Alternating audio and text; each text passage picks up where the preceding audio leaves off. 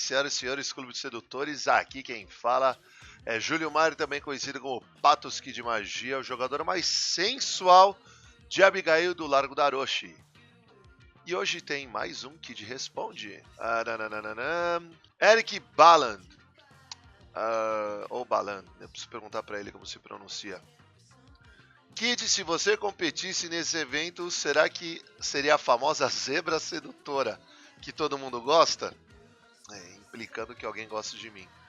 Botando o pau na mesa e mostrando que o negócio é diferente com você. Bom, cara, é um negócio que eu disse lá na narração com o Bizarro Mike. Eu ando meio relaxado com os treinos. O meu desempenho foi surpreendente no treta, porque eu treinei feito um tarado para competição. Eu treinei muito, treinei todo dia, treinei de forma desnecessária até. Eu treinei muito contra o Akuma do Poison e eu não enfrentei nenhum Akuma na porra do torneio inteiro.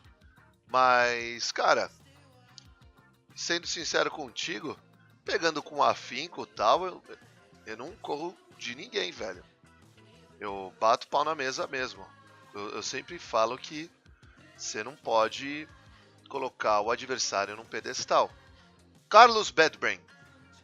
Kid, o nível dos latinos te surpreendeu de alguma forma? Sim, eu não conhecia o Crossover. Crossover que foi campeão, jogador de Akuma. Eu não conhecia o Crossover. Ele se mostrou um monstro durante o torneio todo. O Doom Snake eu já estava familiar com o jogo dele. Ele jogou no Jam Festival. E o Picoro, cara, ele progrediu muito, né? Tanto que ele foi finalista.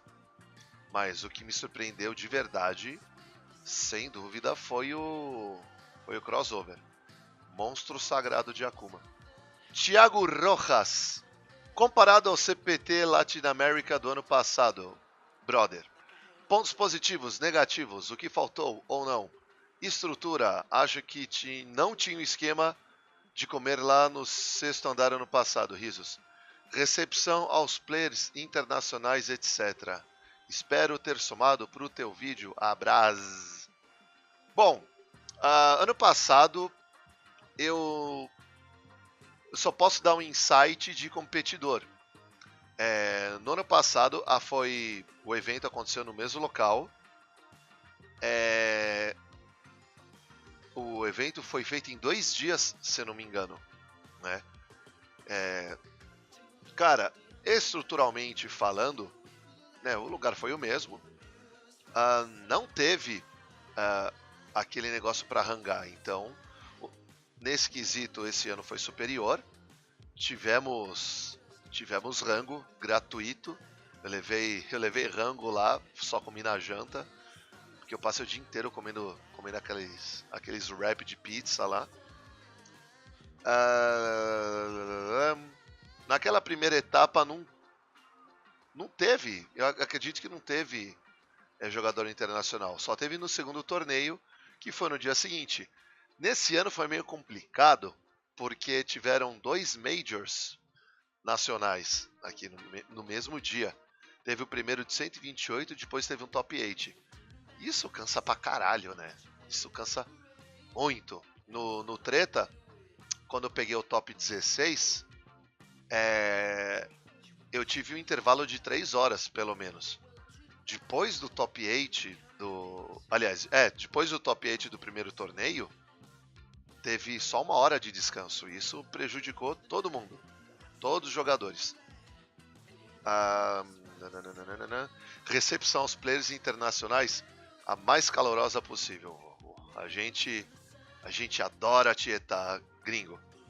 Inclusive, vocês devem ter visto postagens minhas enchendo a cara com os latinos depois do torneio. Tá eu e todos os caras do top 8 estão lá. You are all free now!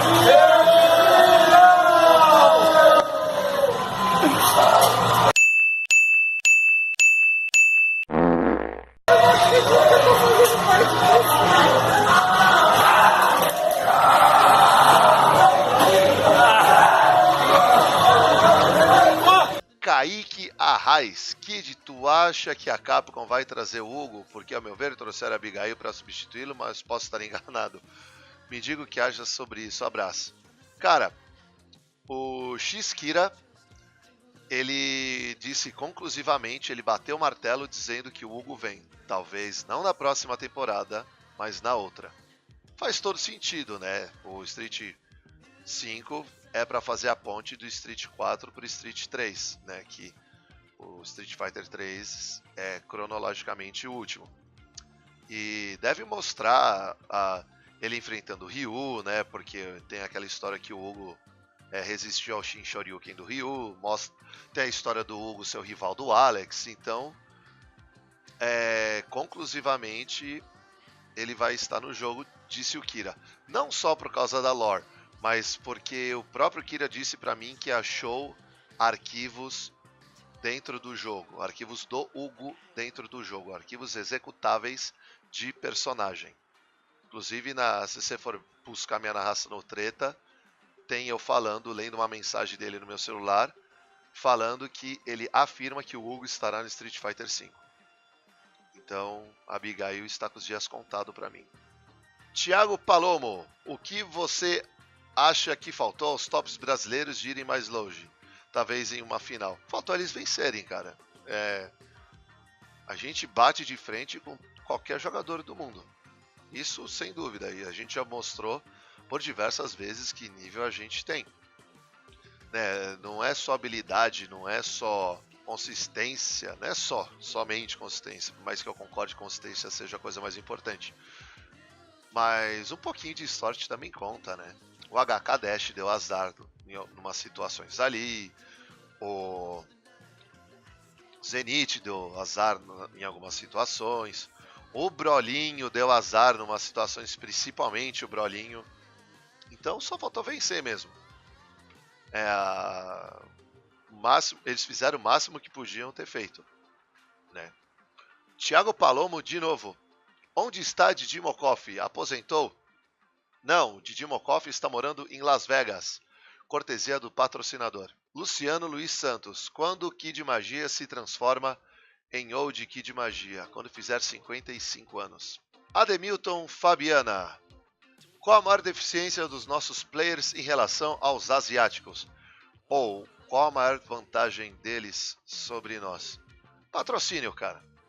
Os caras são pagos para jogar e não recebem pouca grana. Nossos patrocínios aqui, eles dão ajuda de custo, de alimentação, passagem, às vezes até um dinheirinho simbólico, dão arcade no máximo assim, camiseta, mas não é um salário de um jogador profissional. Pra vocês terem uma ideia, o pessoal que agencia o Daigo, eles estavam cobrando, acho que $50 mil para trazer o Daigo pro Jam Festival. Então, Ademilton Fabiana de novo. É possível criar um cenário competitivo no Brasil do nível deles nos próximos anos? Não. Nem em décadas. Jamais. Principalmente porque aqui no Brasil, os potenciais patrocinadores e o governo, principalmente o governo, eles não enxergam games como cultura, eles não enxergam isso como esporte, como a indústria bilionária que ele é. Videogames são vistos como brinquedo, como coisa de criança, e como coisa de virgão, e como coisa que não é levada a sério. Ao contrário do Japão. Guilherme Emídio, os brasileiros realmente estão no mesmo nível que o pessoal de fora? Sim. Já provamos por diversas vezes. Brolinho já ganhou do Infiltration, Chuchu já ganhou do Infiltration. Em tempos passados, Breno Fighters ganhou do Tokido. Kioma foi maravilhosamente bem na última Capcom Cup do Street Fighter 4. Nível a gente tem. De sobra. Só falta aquele incentivo pra gente ficar melhor ainda. Incentivo. Nelson Júnior, qual foi a sensação de comentar um campeonato oficial da Capcom? E você acha que foi bem? Tamo junto, Kid. Tamo junto, Nelson. A sensação foi maravilhosa. Depois de tantos anos, enchendo o saco do Trancas, minhas preces foram atendidas. Eu sinto que, realmente, o meu trabalho, minha dedicação e devoção para a FGC foram reconhecidos De uma forma geral, eu acho que fui bem. Minha narração com o Mad Reis foi um tanto quanto truncada, mas é porque em situação como essa a gente não sabe como até onde se estende o inglês um do outro. Né? Com o Bizarro Mike foi muito mais fluido, porque né, o cara é americano e tal, e dá uma segurança maior pra gente falar. Também conhece muito mais as referências lá de fora, ele tem um contato maior com a lore da FGC americana, e vocês podem ver na minha narração que em muitas situações, para dar uma ilustrada, para dar uma recheada, né, para não ficar só coisa do jogo, do torneio em si, eu conversava com ele sobre acontecimentos históricos da FGC. E ele sabia. E era muito fluido, assim.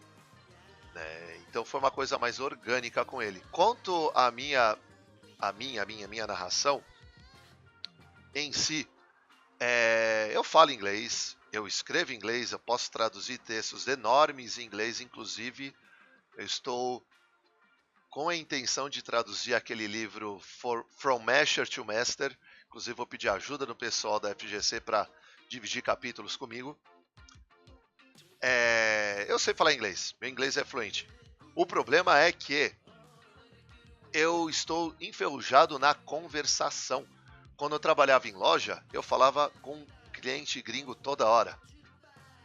Quando saía mais de rolê assim, tal, de balada, esse tipo de coisa, sempre tinha gringo. Eu sempre tive muito contato com gringo, então conversava, né, eu falava muito com gringo. E estava um pouco enferrujado, mas eu sabia o que eu estava falando. De uma forma geral, eu dou uma nota 7,5 para essa minha performance. Ainda acho que a minha melhor performance de todas foi no Jam Festival. Foi magistral, assim. Para mim foi 9. Então é isso, gente. Eu vou ficando por aqui. Se vocês gostaram, dê aquele like saboroso. Sigam minhas páginas, minhas redes. Sigam meu coração. E eu vou ficando por aqui. Beijo.